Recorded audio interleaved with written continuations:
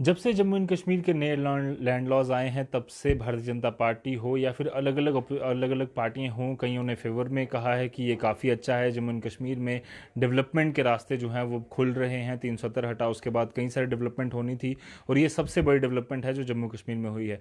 इसके अलावा opposition parties की बात करें, चाहे पीडीपी हो, एनसी हो या फिर अलग अलग जेके एनपीपी हो, उन्होंने इसका पुरजोर विरोध किया है और कहा है कि ये एक ऐसे कानून है जो जम्मू कश्मीर के जो मासूम लोग हैं उनको कहीं ना कहीं आने वाले समय में ये चीज़ें एक्सप्लॉइट करेंगी। बट भारतीय जनता पार्टी का इस पर क्या मत है, इस पर डिटेल में चर्चा करेंगे और कई सारे लोगों के सवाल है, अपोजिशन पार्टी के जो सवाल हैं वो आज भारतीय जनता पार्टी के सीनियर लीडर अश्विनी चुरंगू जी से हम पूछेंगे।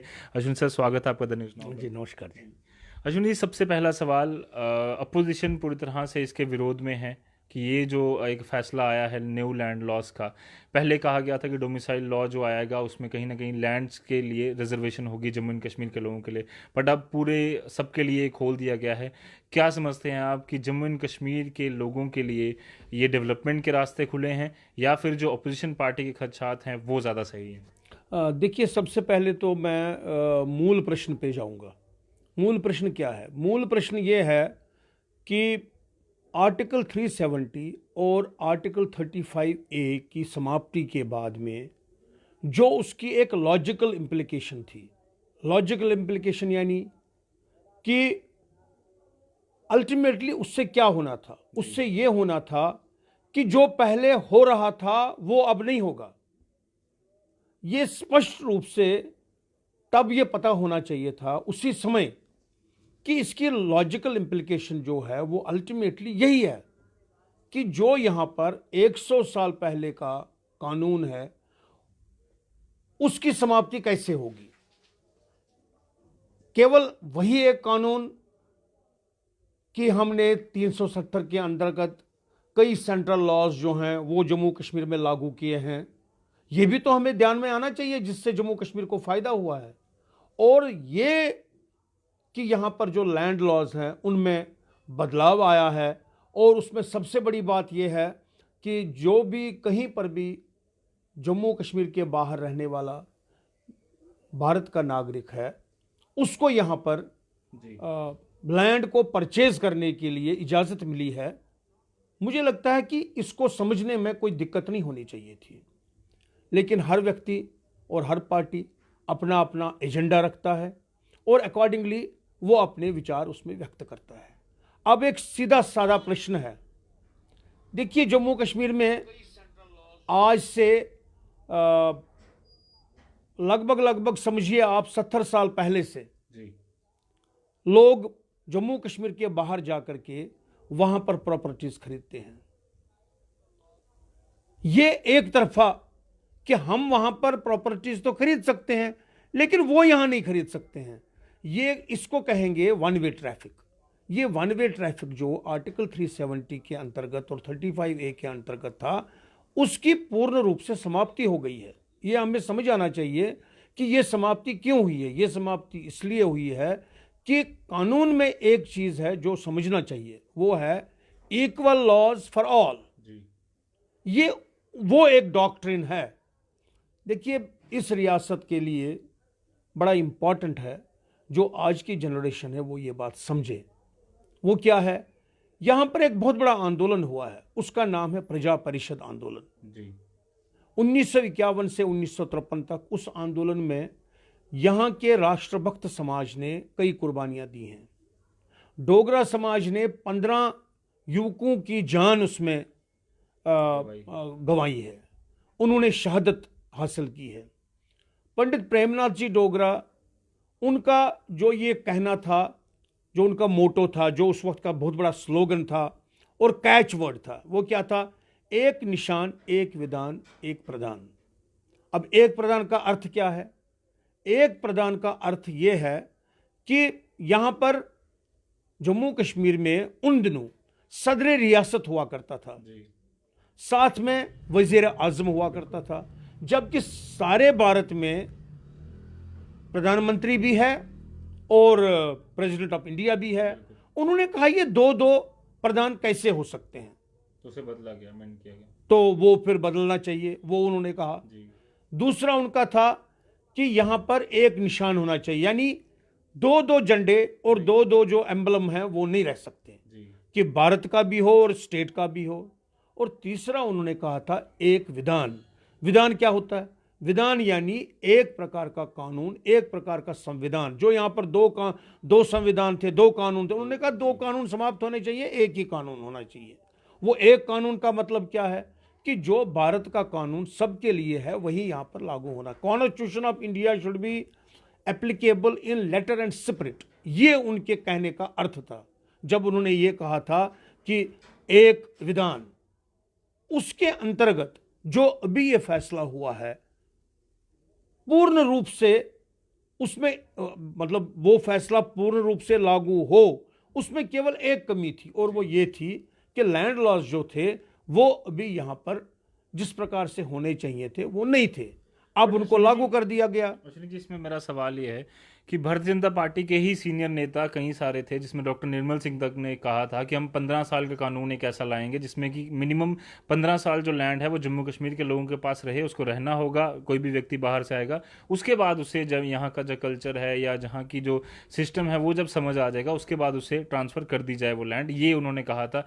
पहले भारतीय जनता पार्टी ने ही यही चीज़ें कही। अब जब कानून भी सेंटर में जो भारतीय जनता पार्टी है और जम्मू कश्मीर में भी भारतीय जनता पार्टी जो है वो जम्मू में मेजॉरिटी में थी, सरकार भी यूटी गवर्नमेंट एक प्रॉक्सी बीजेपी गवर्नमेंट चल रही है, कहीं ना कहीं आपको लगता है कि कॉन्ट्रेरी हो रहा है? दोनों स्टेटमेंट जो है कहीं ना कहीं अब पहले कुछ और अब कुछ और, उसकी वजह से लोग ज़्यादा नाराज हैं। देखिए, सबसे पहले तो मैं ये कहूँगा कि मैं किसी व्यक्ति विशेष की बात नहीं करूँगा, मैं यहाँ पर बात करूँगा कि इशू जो है डोमिसाइल की दृष्टि से ये सोचा गया कि जो यहाँ पर पढ़ाई लिखाई के लिए, गवर्नमेंट स्कॉलरशिप के लिए या उसके साथ में जॉब्स के लिए 15 साल का जो एक वो डोमिसाइल सर्टिफिकेट के लिए कहा गया, सबने माना और सबको ठीक लगा और वो निश्चित रूप से हो गया। अब सवाल ये पैदा होता है वही कानून जो है इसमें क्यों नहीं लागू किया गया, ये बात आ गई। देखिए, जम्मू कश्मीर राज्य की सबसे बड़ी कमी है, उसको समझना होगा वो कमी क्या है। हमारी कमी पहले से ये रही है कि हमारे पास रिसोर्सेज नहीं है। We are a resourceless state. यहाँ तो हालात ये हैं कि 70% रिसोर्सेज के लिए हमें केंद्र सरकार से हमेशा ग्रांट एंड एड लेनी पड़ती है। उस कारण से यहाँ पर जो कमी है वो हम पूरा करते रहते हैं। यानी एक प्रकार से अगर आप ये कहेंगे कि यहाँ के मुलाजिमों के लिए भी हमारे पास पूर्ण रूप से तनख्वाह देने के लिए नहीं है, वो बात भी सही है। अब सवाल ये पैदा होता है ऐसी सिचुएशन में हम ये चाहते हैं कि बदलाव एकदम आए, इकोनॉमिक डेवलपमेंट हो, और साथ में हम एक और बात भी चाहते हैं, वो क्या है कि जो स्टेट है वो डिपेंडेंट न रहे किसी पर। उसके लिए आमूलचूल परिवर्तन की आवश्यकता है, माइंड्स में भी परिवर्तन की आवश्यकता है। जमीन पे परिवर्तन से पहले हमारे माइंड में परिवर्तन चाहिए, और वो क्या है? देखिए, अब जो समय है वो है कंपटीशन का। अब जो समय है वो है रिसोर्स पैदा करने का, और इकोनॉमिक डेवलपमेंट तभी होगी जब हमारे पास रिसोर्सेज होंगे। उसका सबसे बड़ा तरीका ये है कि हम रास्ते खोल दें। रास्ते खुलने से क्या होगा? अब यहाँ पर देखिए कल कारखाने शुरू हो जाएंगे, यहाँ पर बड़े बड़े ट्रेड्स शुरू हो जाएंगे, यहाँ पर बिजनेसेस शुरू हो जाएंगी, यहाँ पर हॉस्पिटल और एजुकेशनल इंस्टीट्यूशन शुरू हो जाएंगे। उसके अलावा और भी कई ऐसी चीज़ें हैं जिनको लेकर के हमारा ये मानना है, जैसे टूरिज्म एक बहुत बड़ा यहाँ का जे.एंड.के का, पूरा जे.एंड.के का टूरिज्म एक बहुत बड़ा इंस्टीट्यूशन है। वो इंस्टीट्यूशन अगर हम देखेंगे पिछले कई सालों से, डिकेड से बैठा हुआ है, अब उसको रिवाइव करना है। देखिए, जो पिछले 30 वर्षों के हालात हैं उनको बदलने की आवश्यकता है, और ये हमारे पास एक अपॉर्चुनिटी है। और उस अपॉर्चुनिटी को जिस प्रकार से केंद्र की सरकार या भाजपा के लोगों ने बहुत सोच विचार करके ये किया हुआ है, मुझे ऐसा लग रहा है इसको उस परिप्रेक्ष्य में देखना चाहिए। वो जी बिल्कुल, मैं आपको बीच में काट रहा हूँ। डोमिसाइल की बात आपने की, आपको नहीं लगता जो बुजुर्ग कई सारे लोगों ने जो डोमिसाइल आपने कोविड के दौरान पहले एडमिनिस्ट्रेशन ने उन्हें कहा कि आप डोमिसाइल बनवा लीजिए, उन लोगों को क्या फ़ायदा हुआ उस डोमिसाइल सर्टिफिकेट? क्योंकि अगर कश्मीरी पंडित समुदाय की बात करूँ तो जगती में एक स्पेशल कैंप लगाया गया और हमने खुद वहाँ जाकर रिपोर्टिंग की, और कोविड के दौरान सोशल डिस्टेंसिंग के बिल्कुल मतलब उलट वहाँ पर किसी प्रकार की सोशल डिस्टेंसिंग नहीं थी, लोगों ने मास्क नहीं पहने थे, बुजुर्ग लोग थे, बच्चे थे, सब ने डोमिसाइल बनवाया। और एकदम से अब जो नया कानून आया उसकी वजह से डोमिसाइल तो कहीं भी ऐसा लगता है कि उसकी वैल्यू नहीं रही उन लोगों के लिए जिन्होंने जॉब्स नहीं लेनी। देखिए, जॉब्स जिन्होंने नहीं लेनी है, या जैसे कि आपने कहा स्कॉलरशिप और एजुकेशन के लिए, अब जो सीनियर लोग हैं उनको तो चाहिए नहीं। बिल्कुल, बात सही है, मैं मानता हूँ। शायद उस समय दिमाग में ये बात नहीं आई थी उन लोगों के जिन्होंने इस कानून को लाया था। कई बार ऐसा हो जाता है। मैं मानता हूं कि ये जो आज हुआ है और जो उस समय हुआ है उसमें तालमेल नहीं रहा है जी। ये मैं मानता हूं। लेकिन उस कारण से, केवल उस एक चीज के कारण से हम ये कहें कि जो अभी हुआ है वो गलत हुआ है। देखिए, एक और भी बड़ा इंपॉर्टेंट इशू है, मैं वो यहां पर रखना चाहता हूं और सब लोगों के लिए है वो।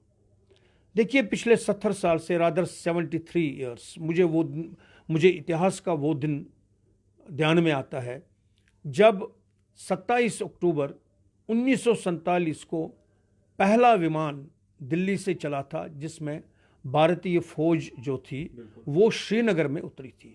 आपके और जो भी सुनने वाले हैं उनके लिए कश्मीर का जो मतलब श्रीनगर में जो जिसे एरोड्रोम कहते हैं, जिसको एयरपोर्ट कहते हैं, वो बना नहीं था, रनवे नहीं था। रातों रात राष्ट्रीय स्वयंसेवक संघ के स्वयंसेवकों को बुलाया गया और वहां पर रनवे तैयार की गई। उस रनवे के आधार पर, जो एक टेम्पररी रनवे थी, उसके आधार पर क्या हुआ, दूसरे दिन वो बीजू पटनायक थे जो अभी नवीन पटनायक है, इनके पिताजी थे, वो पहला विमान लेकर के, वो पायलट थे, वो पहला विमान लेकर के आए थे और वहां पर वो उस दिन से लेकर के आज के दिन तक इस देश के शूरवीरों ने शहादत जम्मू कश्मीर में हासिल की है। यहां के एक एक चप्पे के लिए, जमीन के एक एक चप्पे के लिए वो अपना खून बहा देते हैं और यहां पर अभी तक हजारों लोग जो हैं वो शहीद हुए हैं। अब ये कैसी बात है कि जिस धरती के लिए कोई शहीद अपनी शहादत पेश करता है उस धरती पे उसका कोई अधिकार ही नहीं है? ये कैसी बात है? ये बिल्कुल एक, जिसे कहते हैं ना, ये एंटीथीसिस है। ऐसा कहीं नहीं होता कि जिस धरती के लिए मैं अपना खून निछावर कर, मैं अपनी जान निछावर कर रहा हूं, मैं अपना खून दे रहा हूं, मैं अपनी शहादत दे रहा हूं, वहां पर मुझे रहने का अधिकार ही नहीं है, वहां पर मुझे जमीन लेने का अधिकार नहीं है। ये राष्ट्रवाद के जो मूल प्रश्न है उन पर सवाल खड़ा करता है। और उसमें आपको नहीं लगता है कोई क्लॉज अगर डाला जाता है 10 साल 15 साल का, तो शायद जो जम्मू कश्मीर के लोगों में एक नाराज़गी, या कश्मीर के लोगों में ज़्यादा नाराज़गी, जम्मू के कई सारे अपोजिशन पार्टी जो नाराज़ हैं वो कहीं ना कहीं सेटिस्फाई हो सकते थे कि, और उनको ये भी बार बार जो वो लोग कह रहे हैं कि जो जम्मू की जो जनता है, जो डोगरा विरासत यहाँ की है, उन लोगों को काफ़ी एक्सप्लॉयटेशन होगी। यहाँ पर लोग आके कारखाने बड़े बड़े बना के लाएंगे और बाहर से लोग आकर यहाँ की ज़मीनें भी खरीद लेंगे और यहाँ के लोगों को बाहर जाना पड़ेगा, क्राइम रेट बढ़ जाएगा और काफ़ी सारी ऐसी नाराज़गी जो है उनमें कि यहाँ का कल्चर जो है, जो एथनिक अलग से कल्चर है, जो डिफरेंस यूनिकनेस है, वो पूरी तरह से ख़त्म हो जाएगी। देखिए, सबसे पहले तो ये केवल जम्मू की बात नहीं है, ये है जम्मू कश्मीर और लद्दाख की बात। जो कानून जम्मू में लागू हुआ है वही कश्मीर में लागू हुआ है और वही लद्दाख में भी कानून लागू हुआ है। अब सवाल ये पैदा होता है सेफगार्ड्स क्या हैं? यू कैन क्रिएट सेफगार्ड्स, ऐसा नहीं है। देखिए, सबसे बड़ी बात, अगर कोई ये कहता है जी हमारे ऊपर मजबूरी होगी कि हम अपनी ज़मीन बेचें, ना बेचें, किसी को कोई मजबूर नहीं करता है कि वो अपनी ज़मीन बेचे, लेकिन उसका ये अर्थ नहीं है कि, जैसे मैं आपको ये कहूँगा कि पिछले लगभग 30-40 साल से जम्मू कश्मीर में एक प्रवाह शुरू हो गया, और वो क्या था, यहाँ पर पढ़ लिख के लोग यहाँ से बाहर चले जाते थे। मैंने पहली बार देखा है पिछले साल जब 5 अगस्त को 2019 में ये कानून बदला, यहाँ के यंगर जनरेशन में थिंकिंग में बदलाव आया है और वो ये उन्होंने शुरू किया है ये सोचना कि नहीं, हम जम्मू कश्मीर में ही रहेंगे, हम यहीं पर अपना यही प्रोटेस्ट करेंगे, बट प्रोटेस्ट भी तो कितने सारे नहीं, मैं देखिए, उन्होंने ये कहा हम यहीं रहेंगे। अब सवाल ये पैदा होता है, जो यहाँ रहेगा उसके लिए रिसोर्सेज तो चाहिए। You need resources for them here, you need jobs for them here, you need opportunities for them here. जो अभी के हालात है उसमें अपॉर्चुनिटीज और जॉब्स जो हैं वो तब तक क्रिएट नहीं होंगी जब तक इकोनॉमिक एम्पावरमेंट और इकोनॉमिक डेवलपमेंट नहीं होगी। अब सवाल ये पैदा होता है, जो बाहर से यहाँ लोग आएंगे, देखिए ये बात ठीक है, बाहर से यहाँ आए, यहाँ पर उन्होंने मान लीजिए कारखाना खड़ा कर दिया, उन्होंने ज़मीन ले ली, लेकिन एक और बात भी है, जो उसमें लेबर चाहिए, जो उसमें प्रोफेशनल्स चाहिए और जो उसमें जॉब्स चाहिए, वो भी तो यहाँ के लोगों को मिलेंगी। और दूसरी बात, ये कोई पहली बार ऐसा नहीं हुआ है। अब मैं आपको कहूँगा, यहाँ पर जो ज़मीनें हैं वो पहले भी गॉडरेज को बेची गई। यहाँ की ज़मीनें जो हैं, कुटवा में एक बहुत बड़ा कारखाना है, चनाब टेक्सटाइल मिल्स, वो आज से डिकेड्स पहले की बात है। ऐसा ही नहीं, कश्मीर में भी ललित होटल आप देखेंगे, वो वहां पर बन गया। इसी प्रकार से और भी कई चीजें हैं। मेरा यहां पर यह कहना है कि जम्मू कश्मीर को जब हम कहते हैं कि भारत का इंटीग्रल पार्ट है, it is an integral part of India, तो उसमें हमें यह मानकर चलना चाहिए कि यहां के लोग, विशेषकर मैं कहता हूं पॉलिटिशियंस, ब्यूरोक्रेट्स, कोच्चि में, कोयम्बटूर में, चेन्नई में, पुणे, गुरुग्राम, मुंबई, इन सब जगहों पर यहां से 3-3 हजार किलोमीटर दूर उन्होंने अपने बंगले, मैंशंस और कमर्शियल कॉम्प्लेक्सेस और मॉल्स खड़े किए हैं। ये कैसी बात है कि मैं एक तरफा ट्रैफिक के लिए तो तैयार हूं, लेकिन जब ये दो तरफा ट्रैफिक की बात आती है तो उस वक्त हम एकदम खड़े हो जाते हैं और ये नहीं सोचते कि आने वाली जनरेशन से इसका नुकसान क्या होगा। मैं सबसे अपील करता हूं, देखिए ये पंडित प्रेमनाथ जी डोगरा जो हमारे यहाँ पर, जिन्होंने ये स्वप्न देखा था, एक निशान एक विधान एक प्रधान की दृष्टि से, मैं मानता हूं कि उनकी आत्मा को आज बहुत बड़ी राहत मिली होगी। ये उनका स्वप्न था, ये उनकी दिव्य दृष्टि थी। फिर आपको क्यों लगता है कि ये जो अपोजिशन पार्टी है, क्यों ऐसे प्रोपेगेंडा चला रही, क्यों ऐसी कोशिश कर रहे हैं? देखिए ये एक माइंड सेट है, 1947 का एक माइंड सेट है जो अभी तक है। कहना तो मुझे नहीं चाहिए था, लेकिन यहां पर मैं कहूंगा, ऐसा है 1947 से पहले से लगभग 1920 से जम्मू कश्मीर में एक पॉलिटिकल पार्टी के माध्यम से, अब्दुल्ला फैमिली के माध्यम से, मुस्लिम मेजॉरिटेरियनिज्म और मुस्लिम प्रेसिडेंस और मुस्लिम अपीजमेंट की बुनियाद रखी गई।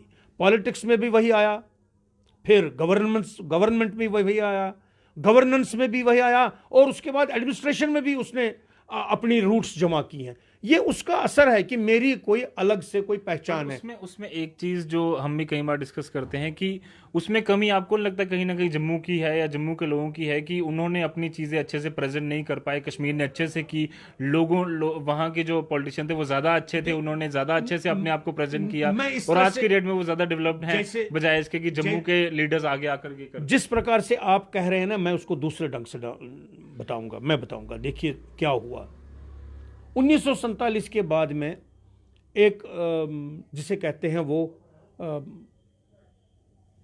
राजनीति में एक प्रकार की बदमाशी की गई। वो क्या थी? सारा जो राजनीतिक परिदृश्य था उसका फोकस जो था वो कश्मीर सेंटर्ड था, जबकि यहां पर 3 रीजन्स थे। लद्दाख और जम्मू के साथ में सेकंड क्लास ट्रीटमेंट और थर्ड क्लास ट्रीटमेंट लगातार चलता रहा। अब कारण क्या था कि लीडर्स अच्छे नहीं थे या वो ज्यादा अच्छे? नहीं, मैं बताता हूं। उसका सबसे बड़ा कारण था, देखिए जम्मू जो था और लद्दाख जो था वो कश्मीर से तो दूर था, श्रीनगर से दूर था, सारा फोकस श्रीनगर पर था। जितने भी लीडर्स उस समय के थे, चाहे वो जम्मू के थे या लद्दाख के थे, they had not the same kind of an access to the government of India जो कश्मीर के लोगों की थी। और उसके ऊपर में दूसरी बात यह थी, उस समय पंडित नेहरू ने तुष्टीकरण के माध्यम से कश्मीर को पहली वरीयता दी थी और उसका उन्होंने खमियाजा भी उठाया था जब उनको 1953 में शेख अब्दुल्ला को अरेस्ट करना पड़ा और डॉक्टर श्यामा प्रसाद मुखर्जी का कश्मीर में देहांत हुआ। अब उनकी वहाँ पर हत्या हुई या देहांत हुआ वो भी अभी तक एक रहस्य बना हुआ है। और जम्मू के साथ लगातार जो ये भेदभाव है ये चलता रहा। मैं ये मानता हूँ, देखिए पंडित प्रेमनाथ जी डोगरा के बाद में जम्मू में जिस प्रकार की लीडरशिप होनी चाहिए थी, मैं ये मानता हूँ कि नहीं रही थी। जिसको जिसको कहते हैं कि वो डायनेमिक लीडरशिप नहीं थी। लेकिन हम देख रहे हैं पिछले कुछ सालों से वो डायनेमिक लीडरशिप डेवलप हुई और उसी के कारण आप देख रहे हैं कि जम्मू कश्मीर में बीजेपी ने 25 सीटें हासिल की और लगातार दूसरी बार 3 पार्लियामेंट सीट्स जीती हैं। कोई मामूली बात नहीं है। वो भी जम्मू और उधर ही है, लद्दाख में है। कश्मीर में क्यों नहीं पैर जमा पाए? और एक चीज और, कश्मीर के लीडर्स अभी भी, अगर मैं बात करूं, एक भी स्टेटमेंट दे किसी प्रकार की तो वो हर जगह उनकी चर्चा शुरू हो जाती है। जम्मू के लीडर्स की कहीं पर भी बात हो, चाहे मैं गुपकार डिक्लेरेशन की बात करूं या वैसे जम्मू डिक्लेरेशन भी बनी, उसकी खास चर्चा नहीं हुई। इसके अलावा जम्मू के जो नेता हैं, चाहे भारतीय जनता पार्टी के या किसी के भी हो, वो भी जब कोई अच्छी स्टेटमेंट दे, देश प्रेम में बात करें ज़्यादा, तो वो भी कोई हाईलाइट ज़्यादा नहीं की जाती, बजाय इसके कश्मीर को ज़्यादा अभी भी फोकस किया जा रहा है। It is only because of one thing, chief minister Kashmir से थे। नहीं, अब तो एक साल से तो नहीं है ना वो। सबसे ज्यादा मिनिस्टर वहीं पर थे। ये जो उनकी पुरानी वो जिसे कहते हैं कि एक परिपाटी है, ये वही परिपाटी है जो चल रही है, चाहे वो मीडिया में है, चाहे वो एडमिनिस्ट्रेशन में है, चाहे वो गवर्नेंस में है। अब इसमें बदलाव आएगा, लेकिन बदलाव जो है वो धीरे धीरे आएगा, एकदम नहीं आएगा। हाँ, एक चीज तो मैं जरूर कहूंगा, आने वाली जनरेशन्स के लिए, जैसे हमने संघर्ष का दौर देखा है, के लिए उनको दूसरे दर्जे का नागरिक बनना पड़े, ये तकलीफ जो है वो हमारे तक ही हो, उसके बाद में ना हो। आप जैसे जनरेशन, आप जैसे युवक जो हैं, वो आगे आने वाले समय के लिए कंपटीशन, अपॉर्चुनिटीज और चैलेंजेस जो हैं उनको यहां पर वो एक्सप्लॉइट करके अपने फेवर में कर ले, जैसे कि कश्मीर ने पहले किया था। देखिए, यहां पर हम केवल कश्मीर की बात या जम्मू की बात नहीं कहेंगे, बेसिकली तो हम जम्मू कश्मीर की बात करते हैं। हम चाहते हैं इक्वल अपॉर्चुनिटीज हर जगह हो। ये एक ऐसा मुद्दा है जो अभी सामने आया है, ये इक्वल अपॉर्चुनिटीज सामने लाएगा। धीरे धीरे करके हमने जम्मू के साथ जो ये भेदभाव पिछले लगभग 70 साल से हो रहा था, वो खत्म होने की जो प्रक्रिया थी वो प्रारंभ हुई है। और लद्दाख के साथ तो खैर उन्होंने पहले से ही एक अपने संघर्ष की नींव इस प्रकार से 30 साल पहले रखी हुई थी कि वहां पर तो यूनियन टेरिटरी हो गया, वो तो उससे बिल्कुल फ्री हो गए कश्मीरी डोमिनेशन से। जो कश्मीर सेंट्रिक पॉलिटिक्स रहा है, उसका यहां पर इतना बोलबाला रहा है, उसका यहां पर इतना वर्चस्व रहा है कि जम्मू उबर नहीं पाया। अब जम्मू के उबरने का समय आ गया। अभी भी महबूबा मुफ्ती जो बयान देती हैं कभी, या चाहे वो लैंड को लेकर हो या फिर झंडे को लेकर हो, वो भी कोशिश कर रही हैं कि उसी चीज़ों में लोगों को एंगेज किया जाए, ताकि लोग जो हैं ये जो नई चीज़ें, भारतीय जनता पार्टी कहूँ या सेंटर कहूँ या फिर यूटी गवर्नमेंट करूँ, जो ये नए नए रास्ते खोल रही है, अपॉर्चुनिटीज़ खोल रही है, इसके बारे में लोगों को कम बताकर बाकी पॉलिटिक्स में ज़्यादा जो है ध्यान। आपने बहुत अच्छा प्रश्न पूछा है। इसको क्या कहते हैं मैं बताता हूँ। ये बेसिकली एक पॉलिटिकल नैरेटिव है। देखिए, कश्मीर में पॉलिटिकल नैरेटिव का निर्माण करते हैं, फिर क्या करते हैं, अभी हमने देखा है कश्मीर में जो उनका पॉलिटिकल नैरेटिव है उसके पीछे लोग नहीं हैं, लेकिन लीडर्स हैं। जितने भी कश्मीर में लीडर्स हैं वो उस नैरेटिव के पीछे हैं, लोग नहीं हैं। क्यों? क्योंकि लोगों को वहां पर तसल्ली हो गई है, कंप्लीट तसल्ली हो गई है, और वो उन नेताओं पर अब किसी प्रकार का विश्वास नहीं करना चाहते, ना उनके पीछे पीछे चलना चाहते, भले ही उन्होंने ये अलायंस और गुपकार गैंग वगैरह ये सब खड़ा किया हो। लेकिन जो उनका पॉलिटिकल नैरेटिव है, उन्होंने चाहा कि हम इसको एक्सपोर्ट करें। अब कश्मीर से वो एक्सपोर्ट कहाँ करेंगे? They have tried to export it to Jammu and Ladakh. अब लद्दाख के लीडर्स ने आज से 3 दिन पहले एक प्रेस कॉन्फ्रेंस करके, जॉइंटली जो वो प्रेस कॉन्फ्रेंस थी, उसमें उन्होंने उनको कहा कि आप अपने हाथ दूर रखिए, कीप योर हैंड्स ऑफ, और हमारे मामलों में आप दखल न दे दीजिए। स्पष्ट रूप से ये कह दिया। अब उनकी हिम्मत है और उनकी ताकत है और उनका वर्चस्व है वहां पर। रिसेंटली वहां पर भारतीय जनता पार्टी ने 26 में से 15 सीट्स भी जीती हैं। अब 4 के नॉमिनेशन के बाद में 19 सीटें वहां पर हो जाएगी, और उसके बाद में उनके और भी इश्यूज है, जैसे 6th शेड्यूल वगैरह, वो ये टैकल कर लेंगे। अब जम्मू का क्या है? जम्मू में एक सिचुएशन है कि वहां से एक नैरेटिव यहां आ गया। अब जैसे यही है कश्मीर डिक्लेरेशन की बात, Jammu doesn't need to go for any kind of a declaration. What for? Jammu के लिए जो नैरेटिव केंद्र सरकार दे रहा है, मोदी जी दे रहे हैं उसको थामना और उसको आगे चलाना जम्मू के लिए बेसिक डिक्लेरेशन क्या है? देखिए मैं बताता हूं, जम्मू की बेसिक डिक्लेरेशन है नेशनलिज्म, जम्मू की बेसिक डिक्लेरेशन है patriotism. It is because of patriotism and nationalism as a political narrative that Jammu has taken lead and Jammu will continue to take lead. मैं आपको इसकी एक बहुत बड़ी मिसाल बताऊंगा।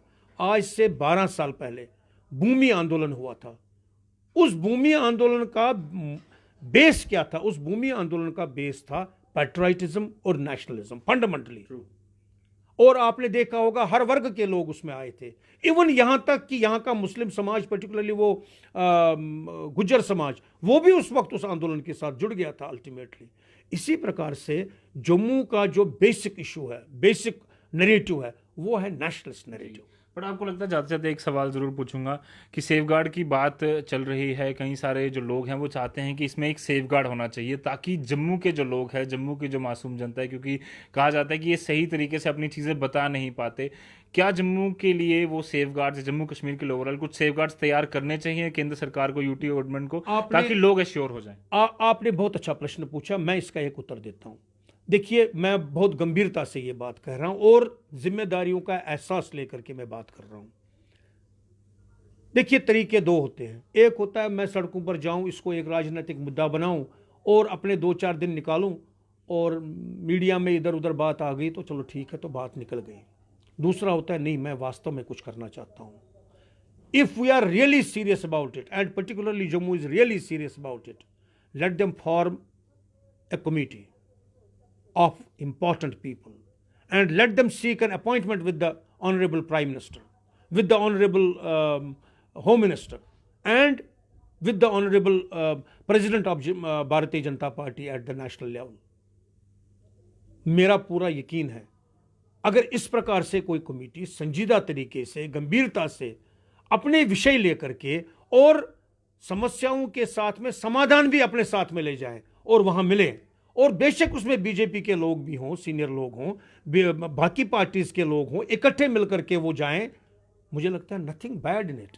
और ये एक तरीका है अपनी बात को एक फोरम में रखने का, बजाय इसके कि मैं सड़कों पर आ जाऊं और वहां पर हाय बीजेपी हाय हाय कहूं। उसका कोई अर्थ नहीं है जो वो कर रहे हैं। फिर बीजेपी के लीडर्स आने वाले दिनों में ऐसा कुछ करेंगे कि एक कमेटी जो है वो बनाएंगे, सबको मिलके चलना। देखिए, इसमें पहल उनको लेनी पड़ेगी जो इस वक्त सड़कों पर जाने की कोशिश कर रहे हैं। Let them take a lead, क्योंकि उनके हाथ में इस वक्त दो रास्ते हैं। एक रास्ता यह है कि मैं सड़कों पर जाकर के इस प्रकार से माहौल को बिगाड़ दूं, दूसरा तरीका है मैं एक कमेटी बना करके बाज़ाबिता जाऊं। किसी ने नहीं रोका है। देखिए, ये डेमोक्रेसी वो तो कहते हैं हमें सुनता कोई नहीं है, हमें जब प्रोटेस्ट करने आते तो हमें अंदर नहीं, पॉइंट ये है कि आपका तरीका कौन सा है। अगर आपका तरीका माहौल बिगाड़ने वाला है, law and order agencies will take their action, जो उनका तरीका होता है वो उस हिसाब से जाएंगे। अब अगर आपका तरीका ये है कि नहीं, हम अपनी बात को किसी फोरम में रखेंगे और वो भी सबसे बड़े फोरम में रखेंगे, दिल्ली जाएंगे, वहां पर बात करेंगे, नथिंग बैड इन इट। और देखिए, डेमोक्रेसी में और नॉन डेमोक्रेटिक सेटअप में फर्क क्या होता है। डेमोक्रेसी और कॉन्स्टिट्यूशनलिज्म में यह है कि डायलॉग बड़ा इंपॉर्टेंट होता है। You have to go for a dialogue and then there is media available. आप मीडिया के माध्यम से अपने विषय को सामने रखिए, आर्टिकल्स के माध्यम से, व्यूज और न्यूज़ के माध्यम से अपनी बात को सामने रखिए। और उससे बड़ी बात, सबसे इंपॉर्टेंट जो है, आप यहां पर एक सिविल सोसाइटी के माध्यम से डायलॉग शुरू करिए और उसमें अपनी बात को रखिए। देखिए, अगर किसी के मन में किसी प्रकार का संदेह है, किसी प्रकार का स्पष्टीकरण वो चाहता है, या किसी प्रकार का, जैसे आपने कहा है, सेफगार्ड उसको चाहिए, then they have to do one thing, they will have to format, they will have to formalise कि भाई हमारा हमारी ये समस्या है, इसका ये समाधान है। आइए हम प्रधानमंत्री जी से, होम मिनिस्टर से जा करके बात करते हैं, अपने विषय को वहां पर रखते हैं। जी, धन्यवाद सर हमसे पूरी बातचीत के लिए। और हम उम्मीद करते हैं कि जिस तरह से अश्विनी जी ने कहा, कई सारे लोगों को जो सवालों के जवाब वो ढूंढ रहे थे भारतीय जनता पार्टी के एक रिप्रेजेंटेटिव से, वो इन्होंने पूरी तरह से डिटेल में देने की कोशिश की है। और जो एक अच्छा ऑप्शन मुझे भी लगा कि जितने भी पार्टीज जो अपोजिशन में हैं इस समय, वो सब मिलें, वो कोशिश करें कि एक डेलीगेशन लेकर वो प्रधानमंत्री जी से मिलें कि हमें किस तरह के सेफगार्ड जम्मू एंड कश्मीर के लिए चाहिए, ताकि जम्मू एंड कश्मीर की जनता को भी एश्योर हो जाए कि हमारी डेवलपमेंट के रास्ते जो हैं वो और खुल रहे हैं। और न्यू लैंड लॉज पर भारतीय जनता पार्टी साफ तौर पर ये कह रही है कि आने वाले दिनों में जम्मू एंड कश्मीर के लोगों के लिए डेवलपमेंट के रास्ते खुल रहे हैं और आप सबको इसे स्वीकार करना चाहिए। कैमरामैन कमल सिंह के साथ Ajat Vora, the News Now, Jammu.